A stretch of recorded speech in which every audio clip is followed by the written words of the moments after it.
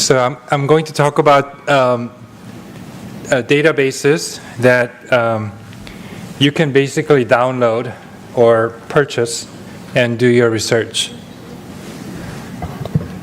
So what is a large database? Large databases are often ready-made, so you can buy or purchase, download, or borrow. It's secondary data, so that means somebody else collected the data for you or others, compared to primary data, which is your own data. Linking large data sets that some of the databases I'm going to talk about will give you fresh insight that others don't have, so that overcomes the secondary versus primary data concept. Large data are often publicly available. Many data sets may be obtained at various costs. Some are proprietary. Large data tends to be administrative. So these data I'm going to talk about are commonly collected for the purpose of routine healthcare and billing. And there are, however, few databases that are created for research specifically. Large data analysis tend to be hypothesis generating instead of proving the hypothesis. And it's because they often lack data points needed to address specific hypothesis. It is difficult to obtain sustainable funding based on these kinds of data unless you have a novel linking of different databases that gives you a different insight. The term big data has become popular. Here, large data is not as big data. Big data really means big data. And they are the typical omics data. You get millions and billions of data points. Or more recently, you can obtain social big data from the Googles of the world. I have a recent junior faculty in my division who has done data analysis with Twitter feeds, and the interesting paper that he wrote was to try to analyze the sentiment of people who are about to do a colonoscopy. So that he was able to collect all the tweets about, okay, I'm going to have a colonoscopy, the prep sucks. And he was able to get like thousands of these tweets, and also people who, I'm going to have a colonoscopy tomorrow and I'm really excited, or something like that. So you can do stuff like that these days. So that would be a big data research. Okay, so there are many large data sets that you can obtain that focus on hospital discharges, mortality, health behavior. There are cancer-specific databases, transplant, outpatient surgery, pharmacy, health system-wide, or claims. These are some of the examples. And this is a paper that was published by Phil Okafor in my division that listed all these things. These are partial lists of things that you can obtain publicly. So UNOS data, OpenTN data, transplant data are used quite commonly. BRFSS is a behavioral survey of U.S. residents. So if you're studying alcohol type things, you can use this database. NHANES is a U.S. population survey. It has a large number of variables that you can study. U.S. physician survey is, I can't see this part too well, but this is another database that CDC collects, and also health interview survey. These are downloadable for free. AHRQ collects MEPS, which is another resident healthcare provider survey that has some cost data. SEER is a cancer patient data. NSQIP is surgical quality data that may be available here. And then a nationwide inpatient sample is a hospital survey that I'm going to talk about in the next slide. So I'm going to give you some examples of the studies that I have done using large data bases, and hopefully that will give you some ideas about what studies you want to do on your own. So I decided to use one of those databases, nationwide inpatient sample, to ask real-life impact of hepatorenal syndrome. NIS is the largest all-payer inpatient care database in the U.S., 8 million hospital stays per year. It is representative of 90% all discharges in the U.S. It represents about 1,000 acute care hospitals in about 40 states. It allows projection to the nationwide hospitalization. So it has a complex survey design, strata, cluster, and weights. You need to be able to take these into account in your analysis, which is somewhat involved, but you can learn. It will take a couple of weeks.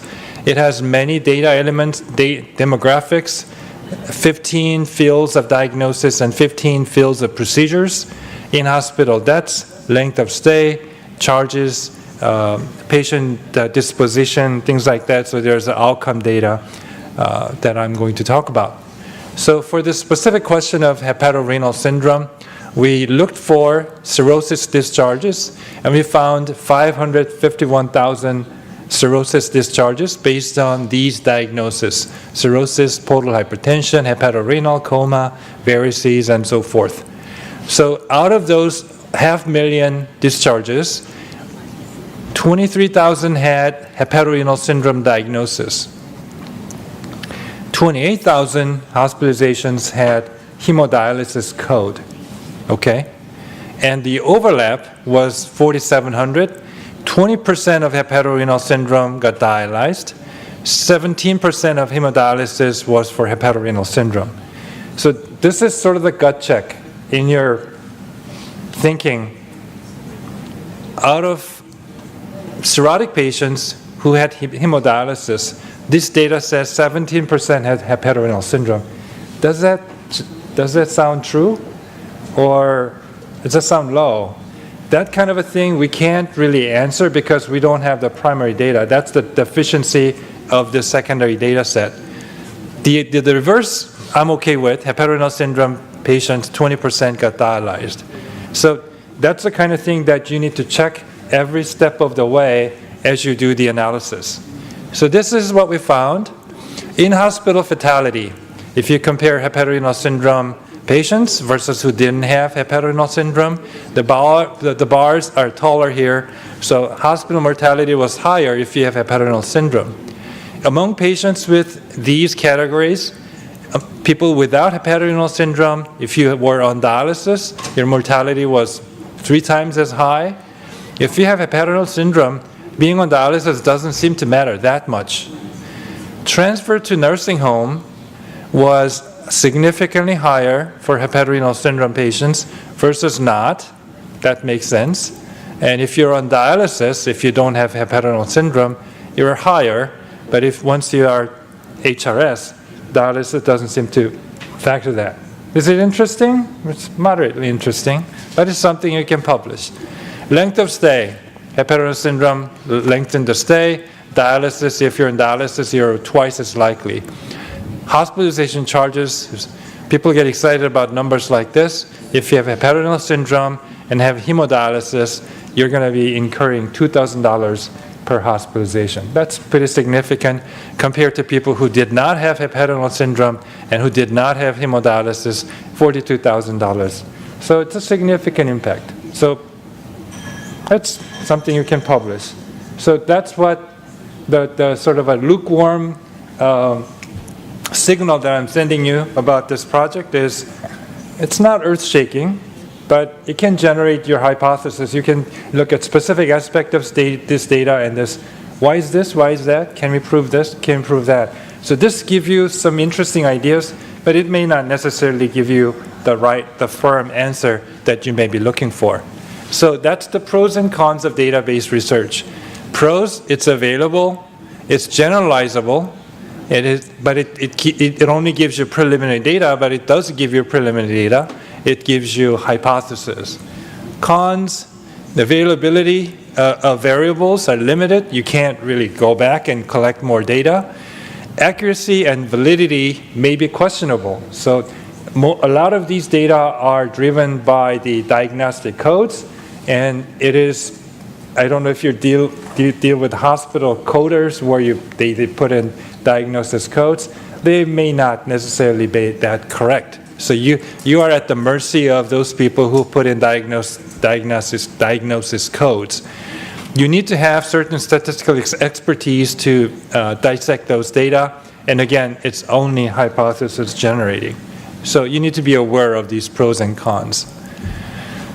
I'm going to talk briefly about p-values. You think p-values are very important. I did not show any of the p-values in the NIS analysis because all of them were statistically significant. Because you had 500,000 observations, it takes this much difference for them to be statistically significantly different. Whether it is clinically significantly different, that's a different question. So statistically significant significance comes from three factors. Effect size, how big the difference is, and that's what the question that you have. Is the difference big enough for me to be impressed by? Sample size is important. So if you have only a small sample size, even if you have a big difference, you won't have a p-value. Data variability is also important. If the population is very heterogeneous, then you need larger sample size to be able to demonstrate big effect size. Again, statistical significance is not the same as practical significance. You need to be aware of multiple comparisons. In large database analysis, you have many, many, many variables that you can compare across the population. And then some of them, you will have invariably significant p-values because of just chance, because you're comparing so many different things. You need to think about that. And small p-values don't redeem a poor study design. So if you think about it, p-values don't, people get excited about p-values, very small p-values. But if your study design is screwed up, no matter how small the p-value is, the result that you get, just at garbage in, garbage out, that's exactly what you get. So study design is much more important than small p-values. I'm going to give you another example for the next couple minutes, and that is to use a different data set. It is NHANES data set, where we looked at impact of mortality by NAFLD. So this is a population-based survey. It's all adult between 88 and 94 in the US. These data happen to have ultrasound examination in the subjects. They were followed forward for death through 2006. Here we define NAFLD as mild to severe hepatic steatosis on ultrasound, and we excluded by various variables in the database, alcoholic, viral hepatitis, and iron overload. In the database, we were able to calculate a NAFLD fibrosis score, which tells advanced fibrosis versus intermediate versus minimal fibrosis based on the cutoffs. So those are the data variables that we have. So when we look at the data, this is what we found.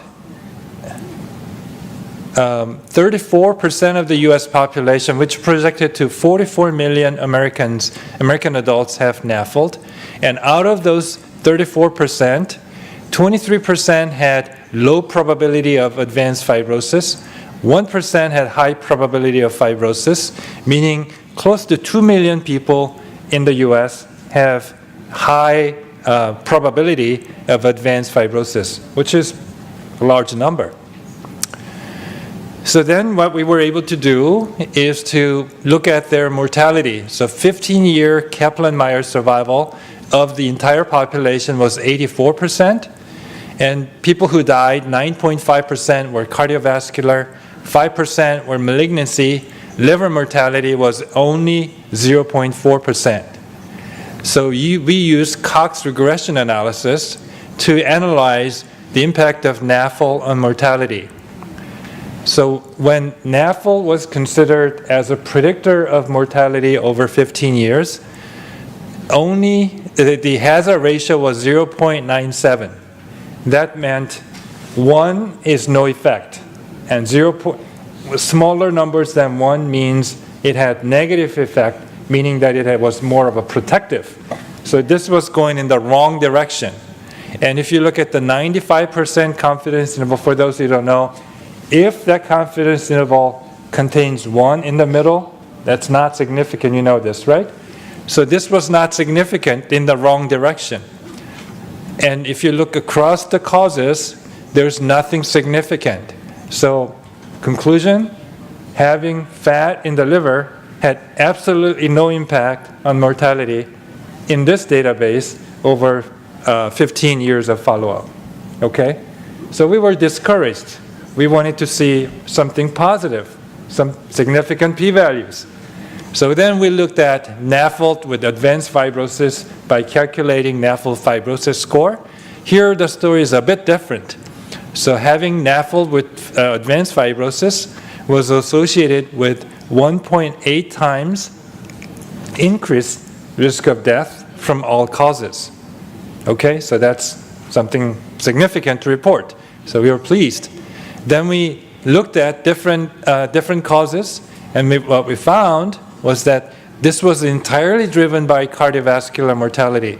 So liver disease had no impact, malignancies no impact, diabetes, the effect was going in the positive, but again, it's not statistically significant.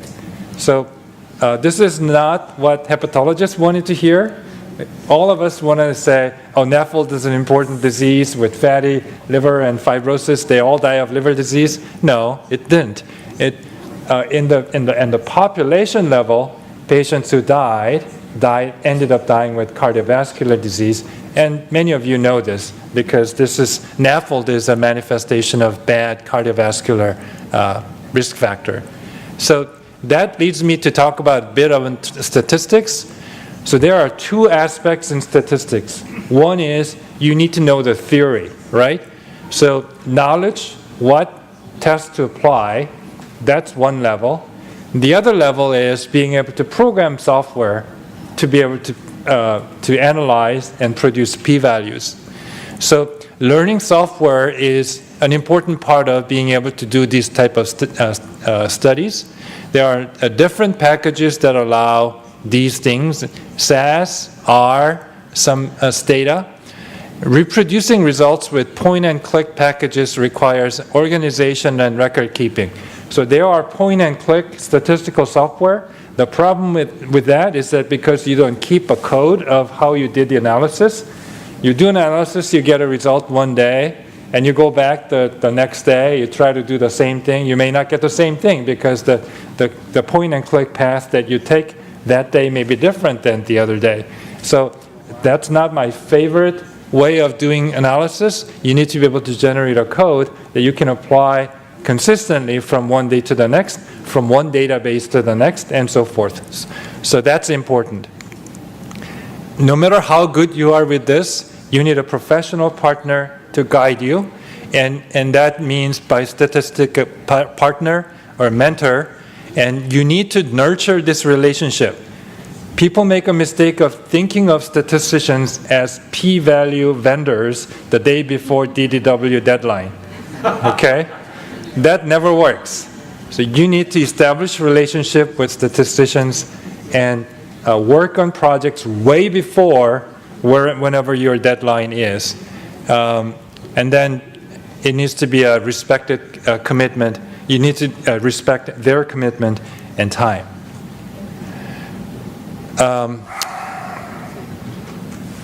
Are you hungry? Okay, so let's skip this. So where to start? I hope this energizes you to look into some of the databases that you can start doing research. Where do you start? I think you need a mentor who has the expertise, access to existing data, resources, and connection. So hopefully you will find a mentor today among our faculty. Start collecting your data. This cannot be emphasized too heavily. It is limited to have secondary data analysis. Again, it's hypothesis generating. It's only preliminary data. You can get some publications, but it's not suitable for funding. Once you have some ideas about how to do analysis using these databases, you need to start thinking about collecting your own data. And that is very important. You need to have that shtick. Nick Larissa used to talk about the shtick that you have. You can't claim your own. That gives you security, but also expertise about certain databases, certain aspects, certain analysis. Doing this will only get you somewhere, but not all the way. So start collecting your own data. I'll skip this. So acquiring primary data versus obtaining data, secondary data we talked about. Secondary analysis, we talked about the design, cross-sectional, longitudinal cohort case control study, hypothesis generating versus testing, beware of its pros and cons. Role of secondary data analysis in academic career, you can use it for grant application in terms of background data, significance section. You can justify your hypothesis using this, but it's rare for main project to be entirely consisting of secondary analysis. It is very, very handy to generate abstract presentations and sometimes manuscript. It's an easy way to enhance productivity by using secondary ready-made analysis, and it may potentially be highly cited, attractive to journals. Because if you have, particularly I've gotten some mileage early in my career talking about what's the impact of this disease. So some of the publications that we did looked at hepatitis C hospitalization impact in the early 90s, and people did not have data, and it was kind of dumb data that the analysis that we could do in a matter of 2-3 weeks got into hepatology. You can't have things like that. But again, that's only incremental things. It's hard to build a career entirely based on this type of projects, but it gives you stuff to do. Thank you very much for your attention.